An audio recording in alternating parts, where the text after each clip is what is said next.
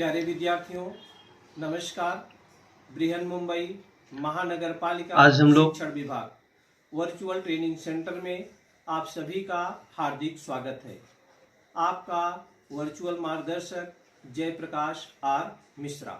चलिए हम सीखने के लिए तैयार हो जाते हैं।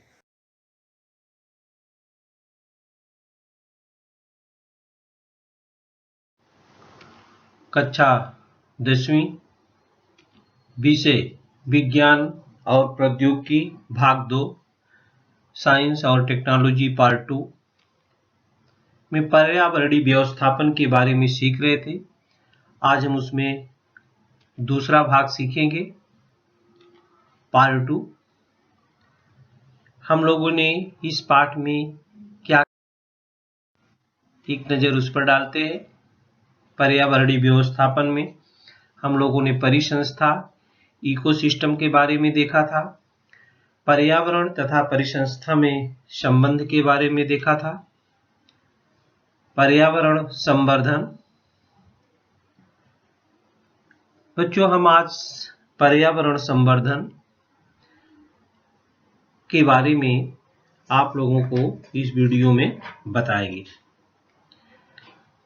और जैव विविधता के भी संवेदनशील क्षेत्र के बारे में। अगले वीडियो में हम लोग पर्यावरण संवर्धन और जैव विविधता के बारे में सीखेंगे। बच्चों, जैसा आप जानते हैं, अगर हमें स्वस्थ रहना है तो हमें अपने पर्यावरण को भी साफ सुथरा रखना है। पर्यावरण की हवा, पर्यावरण की जलवायु, जो विभिन्न प्रकार के प्रदूषण है, उससे हमें सावधानी बरतनी, नहीं तो क्या होगा, पर्यावरण गंदा हो जाएगा तो उसका कुप्रभाव जितने भी सजीव हैं सब पर पड़ेगा। तो हम लोगों ने प्रदूषण के प्रकार के बारे में सीखा था। प्रदूषण यह अत्यंत व्यापक संकल्पना है। हमें हवा, पानी, ध्वनि, रेडियोधर्मी, भूमि, ऊष्मीय प्रकाश, प्लास्टिक प्रदूषण जैसे विविध प्रकार के प्रदूषणों का सामना करना पड़ता है। इन सभी का विपरीत परिणाम यह सभी सजीवों तथा उनके अस्तित्व पर होता है और इसी से आज पर्यावरण की संवर्धन की आवश्यक निर्माण हुई है। ये प्रदूषण के बहुत सारे प्रकार हैं बच्चों। हवा, पानी, ध्वनि, रेडियोधर्मी, भूमि, ऊष्मीय, ये देखिए विभिन्न प्रकार के गुण है। हमने आपको बताया था कि आप दिल्ली में चले जाइए, वहां पर दिन में ही नहीं दिखता है, इतना प्रदूषण है। ये देखिए वायु प्रदूषण है। बच्चों, सभी लोगों को नौकरी की, व्यवसाय की आवश्यकता होती है। बड़े बड़े कल कारखाने लगाए जाते हैं। कल कारखाने तो लगते हैं, धंधा व्यवसाय हमको मिलता है, लेकिन हम कभी नहीं ध्यान देते ये प्रदूषण भविष्य में हमारे लिए अभिशाप बन जाएगा। बच्चों, कुछ दिनों के बाद पहले लोगों ने ध्यान नहीं दिया। पहले जनसंख्या कम थी, जनसंख्या ज्यादा होती गई, कल कारखाने ज्यादा लगते गए, तो सरकार को भी प्रदूषण से बचने के लिए सोचना पड़ा और उन्होंने विभिन्न प्रकार के नियम कानून बनाए, एक्ट बनाए और उसका आज फॉलो अच्छी तरह से हो रहा है। तो आज हम उसी के बारे में, अपना ही केवल देश नहीं, जितने भी, अपना देश भारत नहीं, पूरे विश्व की बात है, प्रदूषण से सब लोग बचना चाह रहे हैं, पर्यावरण को बचाना है। सब लोग, बड़े बड़े एनजीओ आवाज उठा रहे हैं कि पर्यावरण को अगर हम साफ सुथरा नहीं रखेंगे, जल प्रदूषण, नदियों को साफ सुथरा नहीं रखेंगे, वायु को साफ सुथरा नहीं रखेंगे, तो उसका बुरा प्रभाव हमारे ऊपर पड़ेगा। ये देखिए जल प्रदूषण है,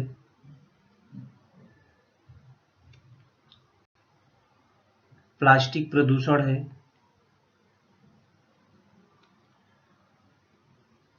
लैंड भूमि प्रदूषण है, आवश्यकता से अधिक रासायनिक खादों का हम उपयोग कर रहे हैं, अन्न पैदा करने के लिए, उसका बुरा प्रभाव हमारी ज़मीन पर पड़ रहा है। एक समय ऐसा आ जाएगा बच्चों कि हमारी जो ज़मीन है वो बंजर हो जाएगी, उसमें कुछ पैदा ही नहीं होगा, क्योंकि हम ऑर्गेनिक खाद का प्रयोग न करके आजकल हम केमिकल खादों का उपयोग कर रहे हैं। पर्यावरण संवर्धन की आवश्यकता क्यों है? आज सभी लोग सोचते हैं कि प्रदूषण को नियंत्रित करना हमारी आवश्यकता बन गई है बच्चों। Need of environmental conservation. बच्चों, पर्यावरण संवर्धन की जो आवश्यकता है, ये नियम तो सरकार ने बहुत सारे बनाए हैं, लेकिन सबको जानकारी नहीं है। इसीलिए अब ये हमारी पाठ्य पुस्तकों में आ गया है कि हम सभी लोग इसके बारे में अध्ययन करेंगे और अपने दैनिक जीवन में उसका उपयोग करेंगे।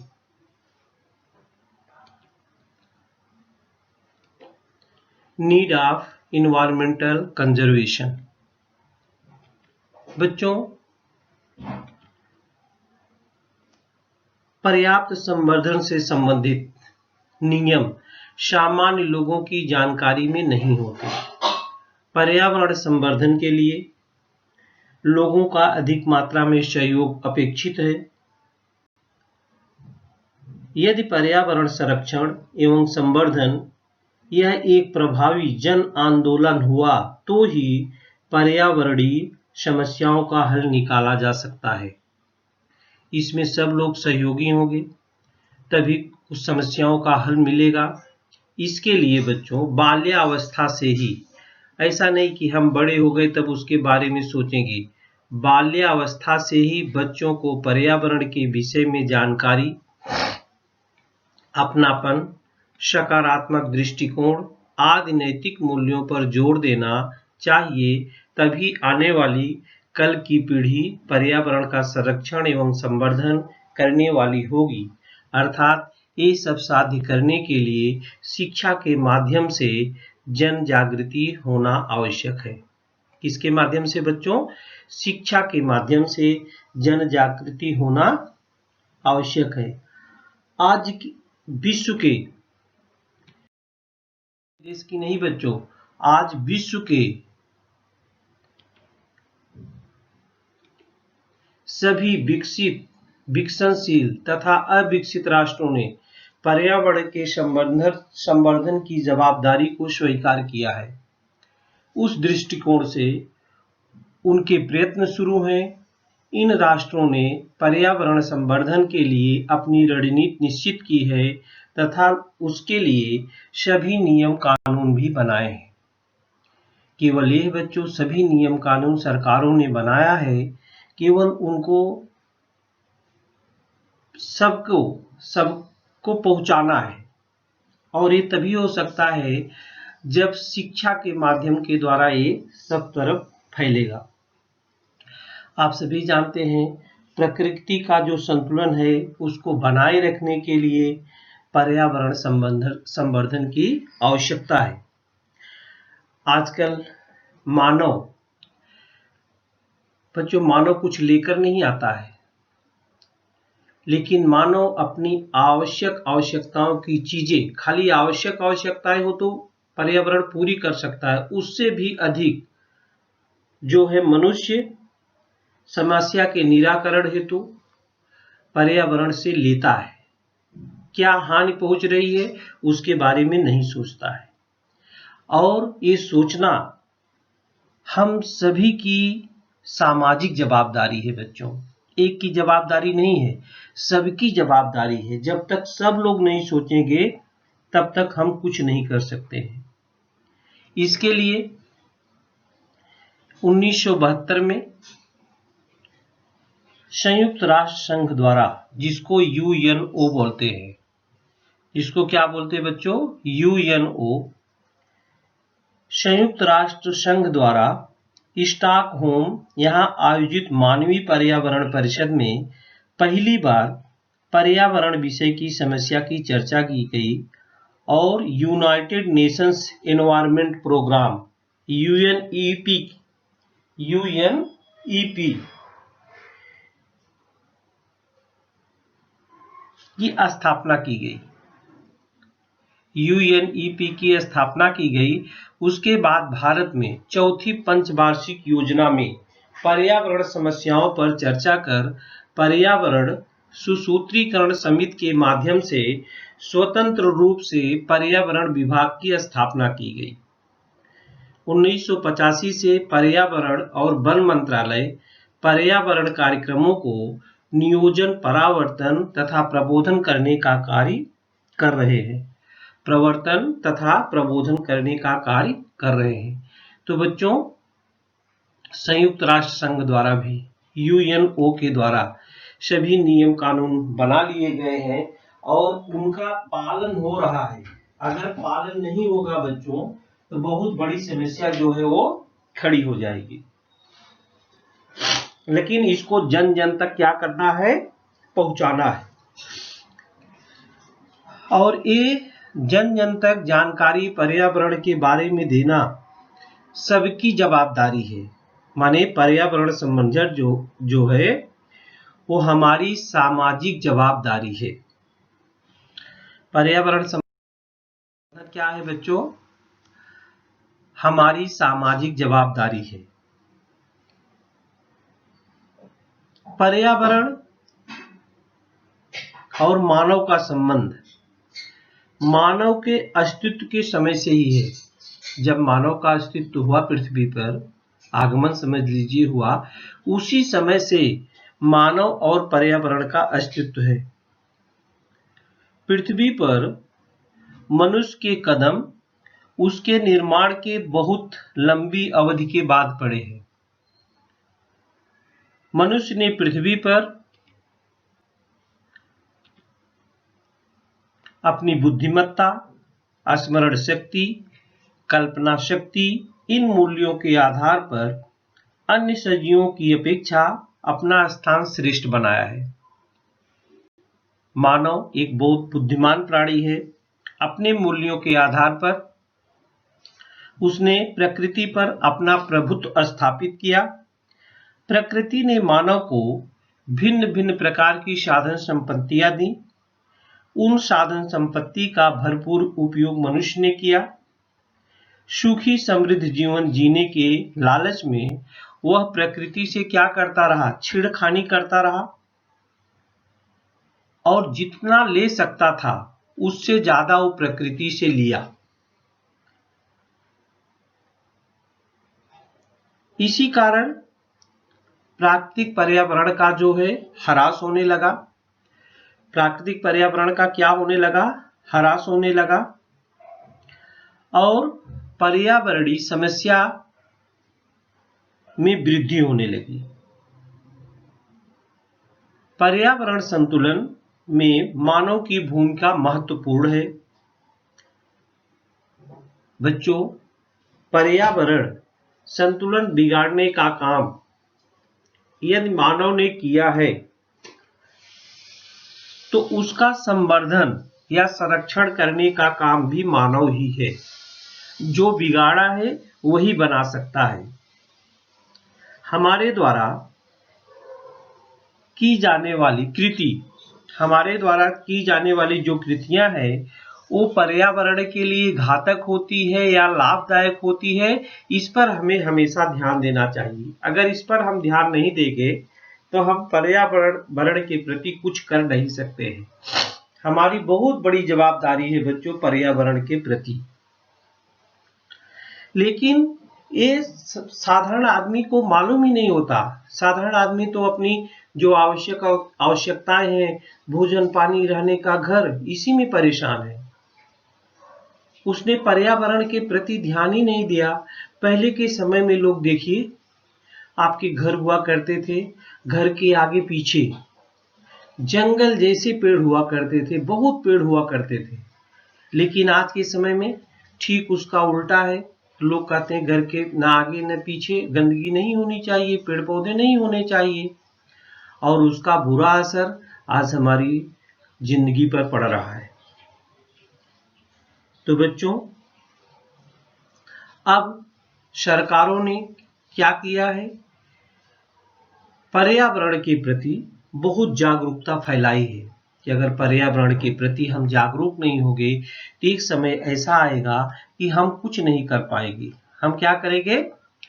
कुछ नहीं कर पाएंगे। तो पर्यावरण संवर्धन के विषय में बहुत सारे नियम कानून बने हैं। पर्यावरण संवर्धन के विषय में तैयार किए गए कानून वन संवर्धन अधिनियम 1980 कंजर्वेशन ऑफ फॉरेस्ट रूल ही बन गया बच्चों, एक्ट बन गया। इसके द्वारा जैसे हमारी सुरक्षा होती थी, हमारे सभी अधिकार थे, वैसे सरकारों ने जंगलों को भी अधिकार दे दिया। समझ लीजिए कि इसके द्वारा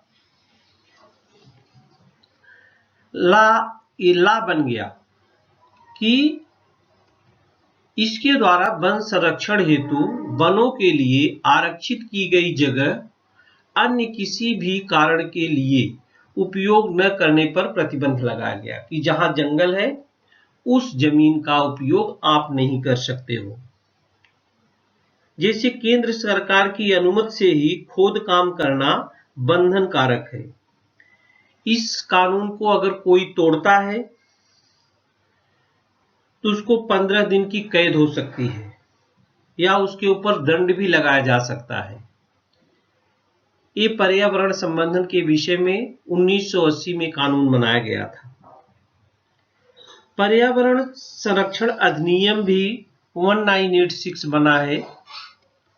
पर्यावरण संरक्षण अधिनियम 1986 भी बना, ये भी एक्ट है, देखिए इधर दिया हुआ है। प्रदूषण पर नियंत्रण रखना, जो प्रदूषण हो रहा है, पहले कंपनियां लग जाती थी, बड़े बड़े व्यवसाय लग जाते थे, उससे क्या गंदगी फैलेगी ये सब लोग ध्यान नहीं देते थे। अभी क्या है, आप घर भी बनाना चाहते हैं, रोड बनाना चाहते हैं, उद्योग धंधे लगाना चाहते हैं, तो आपको क्या करना पड़ेगा? पर्यावरण से भी उसके लिए आदेश लेना पड़ता है कि हम कोई भी न ध्वनि प्रदूषण फैलाएंगे, न वायु प्रदूषण फैलाएंगे, न जल प्रदूषण फैलाएंगे। ये सब लिख करके देना पड़ता है, उसके नियम कानून है। अगर आप फॉलो अप करते हैं तो ही आपको परमिशन मिलेगा उद्योग धंधे लगाने के लिए। तो प्रदूषण पर नियंत्रण रखना, प्रदूषण पर नियंत्रण रखना, पर्यावरण को हानि पहुंचाने वाली व्यक्ति अथवा संस्था पर कार्रवाई करना, इस अधिनियम के अंतर्गत आता है, एक्ट नंबर 1986 के अंतर्गत। इस कानून के अनुसार किसी भी उद्योग को निर्धारित मापदंडों की अपेक्षा अधिक प्रदूषकों को वातावरण में निष्कासित करने का अधिकार नहीं है। ज्यादा धुआं आप नहीं निकाल सकते हैं। इस नियम का अगर कोई उल्लंघन करता है बच्चों, तो उसको 5 वर्ष की कैद हो सकती है या 1 लाख रुपए तक जुर्माना हो सकता है, या दोनों हो सकता है। कैद भी हो जाएगी 5 वर्ष की और 1 लाख जुर्माना भी हो जाएगा। तो पर्यावरण विषयक कानूनों को प्रभावी रूप से लागू करने के लिए राष्ट्रीय हरित न्याय प्राधिकरण की स्थापना 2010 में की गई है। किसने की गई है? 2010 में। बच्चों पहले हम कुछ प्रोग्राम होता था, कोई फंक्शन होता था, गरबा होता था, खूब बड़े बड़े डेग बजाते थे, लेकिन अभी आप लोगों ने सुना होगा कि रात 10 बजे के बाद नहीं बज सकते, बहुत ऊंची आवाज में आप नहीं बजा सकते। पहले के नियम कानून नहीं थे, लेकिन अब नियम है, तो उसका हम लोगों को पालन करना है। ध्वनि प्रदूषण कानून बना है बच्चों, ध्वनि प्रदूषण कानून एवं नियंत्रण अधिनियम 2000। अधिनियम क्या बना है? 2000। Sound pollution control and prevention rule 2000। ये आप देख रहे हैं इधर, ये बड़े बड़े माइक लगाते थे, डेग लगाते थे। अब ऐसा हम नहीं कर पाते हैं क्योंकि इसके लिए कानून बन गया है। दूसरा जो कानून है, जैव बंदकी कूड़ा व्यवस्थापन एवं नियंत्रण अधिनियम, जो दवा वगैरह होती थी उससे, जो कूड़ा करकट हॉस्पिटल वगैरह में, बड़े बड़े जो मेडिकल स्टोर हैं वहां से जो निकलते थे, तो ऐसे हम फेंक देते थे पहले, लेकिन उसके लिए भी सरकार ने अभी नियम कानून बना दिया है, वो 1998 के अंतर्गत आता है। और तीसरा ई कूड़ा व्यवस्थापन एवं नियंत्रण अधिनियम 2011 बना है। जो इलेक्ट्रॉनिक के सामान थे उनको भी हम इधर उधर फेंक देते थे कूड़े कचरे में। E waste management and handling rule 2011 बना है। इससे वातावरण बहुत प्रदूषित होता था। इन सब ने सरकार ने अभी पूरा ध्यान रखा है कि आप गंदगी नहीं फैला सकते, हवा को गंदा नहीं कर सकते हो और जल को, पानी को गंदा नहीं कर सकते हो। इस पर आपको ध्यान देना है। तो ये सब जितने नियम हैं, आप कुछ करने जाएंगे तो ये सब नियम को क्या करना पड़ेगा, फॉलो करना पड़ेगा, तभी जो है आपको परमिशन मिलेगा काम करने के लिए। इतना ही नहीं बच्चों, जंगलों में जानवर रहते हैं, जंगलों में जानवर रहते हैं, उसके लिए भी कानून बनाया गया है। आपने आहार श्रृंखला पढ़ा है, आहार जाल पढ़ा है, तो वन्य जीव संरक्षण कानून 1972 बनाया गया है। इसके लिए आजकल आपने देखा होगा शेर, चीता, बाघ, ये जो इनकी संख्या कम होती जा रही, लुप्त हो जाती है। बहुत सी चिड़िया जो है लुप्त होती जा रही है। तो जानवर लुप्त न हो जाएं, उनकी सुरक्षा के लिए भी कानून बनाया गया है। ये देखिए, इस पर वाइल्ड लाइफ प्रोटेक्शन एक्ट है, बना हुआ है। इसमें धारा 49 के अनुसार दुर्लभ हो रहे प्राणियों का व्यापार पर पूर्ण रूप से प्रतिबंध लगाया गया है। कलम 29 के अनुसार वन्य प्राणियों के चमड़े द्वारा एवं अवयव द्वारा निर्मित वस्तुओं पर पूर्ण रूप से प्रतिबंध लगाया गया है। देखिए, अगर आप खाल, चमड़ा, शेर, बाघ का लेके जाते तो पुलिस आपको पकड़ सकती है। आप स्टोर करके रखें तो भी पकड़ सकती है। कलम 49 के अनुसार किसी व्यापारी के पास यदि दुर्लभ वन्य प्राणियों के वस्तुओं का संग्रह किया हो तो उसे तुरंत घोषित करना बंधन कारक किया गया है। तो जानवरों के भी प्रति जो है नियम कानून बनाए गए हैं, क्योंकि ये सभी पर्यावरण में बहुत ही सहयोग होते हैं। पर्यावरण को, कितने भी जानवर हैं जो पर्यावरण को एकदम साफ सुथरा करने में सहयोग होते हैं। बच्चों, एक कहानी हम आपको बताएंगे, बहुत ही मार्मिक कहानी है। सबको पर्यावरण के प्रति ऐसा जागरूक होना चाहिए।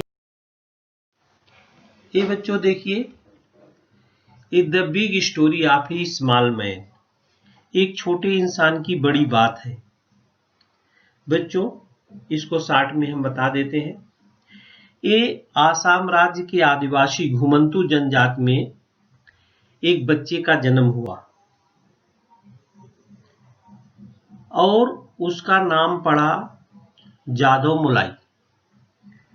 वो 15-16 साल का हो गया बच्चों जब उसके यहाँ ब्रह्मपुत्र नदी जो बहती थी घर के पास से, देखा कि उसमें सांप वगैरह जब बाढ़ आती थी तो कितने जीव जंतु पानी के साथ बह जाते थे। उसके दिमाग में आया, अगर नदी के किनारे जंगल होता तो ये पेड़ पौधों पर जो होते हैं प्राणी चढ़ जाते और अपनी जान बचा लेते।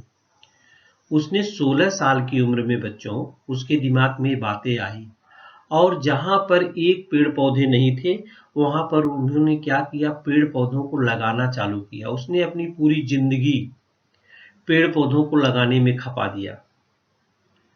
उसको सरकार की तरफ से, आप जैसा स्क्रीन पर देख रहे हैं, बहुत सारे पुरस्कार भी मिले हैं। हम उसी के बारे में आपसे चर्चा करेंगे। ये कहानी मैं चलिए सुनाता हूँ। आसाम राज्य के आदिवासी घुमंतू जनजाति में जन्म लेने वाला जादव मुलाई, जिसका ये देखिए, ये चित्र है जादव मुलाई। पयांग नाम का यह कर्तव्य दक्ष मनुष्य है। 1963 में जन्मा मुलाई जादव उम्र के 16वें बरस से ही जंगल कामगार के रूप में काम कर रहा था। गांव के पास से ही बहने वाली ब्रह्मपुत्र नदी में भयंकर बाढ़ आने से वहां के असंख्य सांपों की मृत्यु हुई थी। बहुत सारे सांप मर गए थे। इस पर उपाय योजना के रूप में वहां के सामाजिक वनीकरण विभाग ने प्रथम बांस के केवल 20 पौधे लगाए थे कि बांस के पौधे अगर लग जाएंगे तो उस पर वो लोग चढ़ सकते हैं। इसकी देखभाल करने के लिए मुलाई वह भी अन्य जंगल मजदूरों के साथ था। यह योजना बंद करने के बावजूद भी मुलाई का कार्य अविरत शुरू रहा। पेड़ लगाना, उसकी देखभाल करना, यह कार्य निरंतर रखने का परिणाम यह हुआ कि जिस परिसर में एक भी वृक्ष नहीं था, उस स्थान पर आज इस मनुष्य ने करीब करीब 1360 एकड़ में जंगल तैयार किया है। आज आसाम के जोरोहा के कोकिलामुख में यह जंगल मोलाई के 30 वर्षों के अथक परिश्रम से निर्माण हुआ है। इस अतुलनीय कार्य के लिए उसे भारत सरकार की ओर से पद्मश्री, ये देखिए पुरस्कार उसको दिया गया है, पद्मश्री से सम्मानित किया गया है। आज इस जंगल का नाम ही मोलाई जंगल के नाम से जाना जाता है।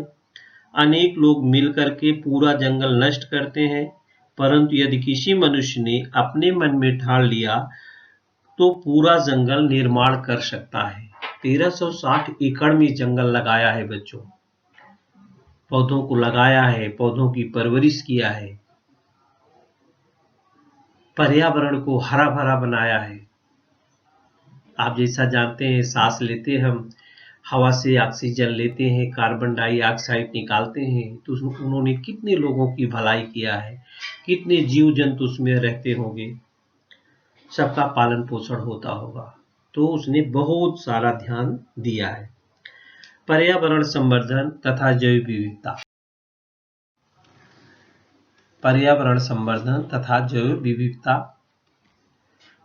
पर्यावरण प्रदूषण का सबसे घातक परिणाम सजीवों पर होता है। पृथ्वी पर सजीव दृष्टि यह विविधताओं से भरी पड़ी है। इसमें विविध प्रकार की वनस्पतियों तथा प्राणियों का अस्तित्व था। आज हम देखते हैं कि अपनी पिछली पीढ़ियों द्वारा सुने गए ऐसे विशिष्ट प्राणी देखने को नहीं मानते। इसके लिए जिम्मेदार कौन है? प्रकृति में पाए जाने वाले एक ही जात के सजीवों में व्यक्तिगत तथा आनुवंशिक भेद, जीवों की जातियों के विविध प्रकार तथा विविध प्रकारों की परिसंस्थाएं, इन सभी के कारण उस स्थान पर प्रकृति को जो सजीव सृष्टि की समृद्धि प्राप्त हुई है, उसे ही क्या कहते हैं? जैव विविधता कहते हैं। ये जैव विविधता जो होती है बच्चों, कौन कौन सी है? 3 प्रकार, 3 स्तरों पर दिखाई देती है। आनुवंशिकी विविधता, जिसको जेनेटिक डाइवर्सिटी कहते हैं, यह है जेनेटिक। इसमें क्या होता है? एक ही जात के सजीवों में पाई जाने वाली विविधता को आनुवंशिक विविधता कहते हैं। प्रत्येक मनुष्य दूसरे की अपेक्षा थोड़ा भिन्न होता है। पुनरुत्पादन प्रक्रिया में, रिप्रोडक्शन में सहभागी होने वाले सजीवों में ये आनुवंशिक विविधता कम हुई तो धीरे धीरे उस जाति के लोग क्या हो जाते हैं? नष्ट हो जाते हैं। दूसरी जो है प्रजाति विविधता, स्पीशीज डाइवर्सिटी जिसको बोलते हैं, वो क्या है बच्चों? एक ही प्रदेश में एक ही प्रजाति के प्राणियों में अथवा वनस्पतियों में विविध जातियां दिखाई देती हैं, उसे ही प्रजातियों की विविधता कहते हैं। प्रजातियों में वनस्पति हो, प्राणी हो, सूक्ष्म जीव हो, इनके विविध प्रकारों का समावेश होता है। जो तीसरी विविधता है वो है परिसंस्था की विविधता, इकोसिस्टम डाइवर्सिटी। इकोसिस्टम डाइवर्सिटी में प्रत्येक प्रदेश में अनेक परिसंस्थाओं का समावेश होता है। किसी प्रदेश के प्राणी तथा वनस्पति, उनका अधिवास तथा पर्यावरण में अंतर, इनके संबंधों से परिसंस्था की निर्मित होती है। प्रत्येक परिसंस्था के प्राणी, वनस्पति, सूक्ष्मजीव और अजैविक घटक भिन्न भिन्न होते हैं, अर्थात प्राकृतिक तथा मानव निर्मित इस प्रकार की 2 स्वतंत्र परिसंस्थाएं होती हैं। सभी सजीवों के कल्याणार्थ मानव की पर्यावरण के प्रति सकारात्मक भूमिका का होना आवश्यक है। बच्चों, अपने भी राज्य में जैसे महाराष्ट्र राज्य में एक जगह है, इतने जंगल है, देवराई के नाम से जाना जाता है। लोग पेड़ों की, वृक्षों की पूजा, वृक्षों की क्या करते हैं, ये देवराई जंगल है, इसको भगवान मानते हैं लोग। पेड़ों को, पेड़ों से कोई काटने आता तो लिपट जाते हैं। ईश्वर के नाम पर आरक्षित एवं पवित्र समझे जाने वाले वनों को देवराई कहते हैं। परंपरा से चले आ रहे जंगल सरकार के वन विभाग द्वारा न संभाल कर समाज द्वारा संभाले गए अभयारण्य ही है। ईश्वर के नाम पर आरक्षित होने के कारण इन वनों को एक प्रकार का संरक्षण कवच ही प्राप्त होता है। भारत के केवल पश्चिम घाटों में ही नहीं तो पूरे भारत में घने जंगलों के रूप में ये समूह दिखाई देते हैं। भारत में ऐसे 13,000 से भी अधिक देवराई वन की सूची अब लिखित की गई है। बच्चों, बहुत सारे नियम कानून बनाए हैं, बहुत सारी संस्थाएं तो आगे आ करके इसमें काम कर रही है। जैव विविधताओं का हम संवर्धन कैसे करेंगे, दुर्लभ जातियों के सजीवों का संरक्षण करना, राष्ट्रीय उद्यानों एवं अभयारण्यों का निर्माण करना, कुछ क्षेत्रों को आरक्षित जैव विभाग के रूप में घोषित करना, विशिष्ट प्रजातियों के संवर्धन के लिए विशेष प्रकल्प शुरू करना, प्राणियों एवं वनस्पतियों का संवर्धन करना, कानून का पालन करना और पारंपरिक ज्ञान को अवलिखित करके उसको रखना, तब हम जैव विविधताओं का संवर्धन जो है कर सकेंगे। पर्यावरण संवर्धन के लिए हमने बहुत सारे कानून बनाए गए हैं। इसमें अनेक लोग एकत्रित होकर के कार्य करते हैं, राज्य, राष्ट्रीय, उसी प्रकार अंतरराष्ट्रीय जो स्तरों पर बहुत बड़ी संस्थाएं बनी हैं और वो कार्य कर रही हैं। हमें पूर्ण विश्वास है आप उसको अच्छी तरह से सीख चुके हैं और उसका आप अच्छी तरह से अभ्यास भी करेंगे। आज के लिए इतना ही, धन्यवाद।